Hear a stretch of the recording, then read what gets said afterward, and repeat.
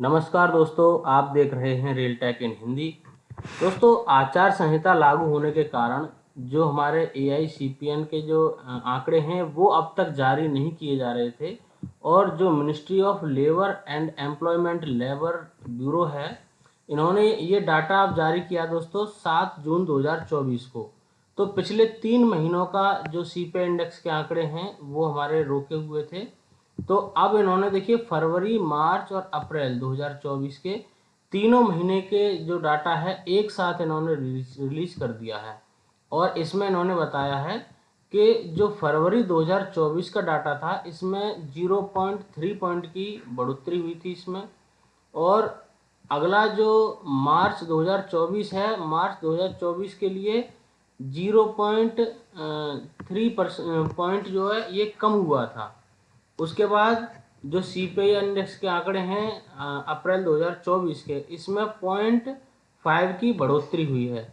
तो इस प्रकार से अब दोस्तों अगर हम देखेंगे तो जो हमारा फरवरी का महीना था, फरवरी में हमारे डाटा हो गया था 139.2 और मार्च के लिए ये हो गया था दोस्तों 138.9 और अप्रैल में अब ये फिलहाल लेटेस्ट हो चुका है 139.4।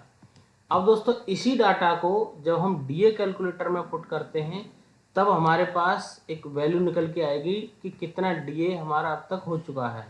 तो इस डाटा को रखते हैं डीए कैलकुलेटर में। तो ये है दोस्तों हमारा डीए कैलकुलेटर।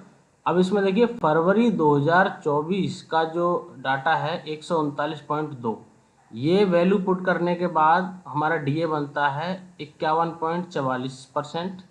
और मार्च 2024 का डाटा हो गया हमारा 138.9, इसके हिसाब से 51.95 हमारा डीए बनेगा। इसके अलावा अप्रैल का जो डाटा है वो है 139.4, तो इसके हिसाब से 52.43 हमारा डीए बनेगा। अब दोस्तों बात आती है कि मई और जून 2 महीने का जो आंकड़े हैं सीपीआई इंडेक्स के वो भी आना बाकी हैं। उसके हिसाब से हमारा जुलाई का डियरनेस अलाउंस कैलकुलेट होगा।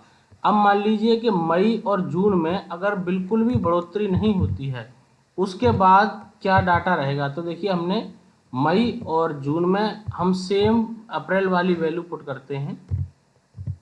तो इसके बाद देखिए हमारा जो डियरनेस अलाउंस है वो हो गया 53%। तो आप दोस्तों एक अनुमान लगा सकते हैं कि जुलाई 2024 से हमारा जो डियरनेस अलाउंस है उसमें 3% की बढ़ोतरी हो जाएगी और ये 53% आपको मिलना शुरू हो जाएगा। थैंक यू दोस्तों।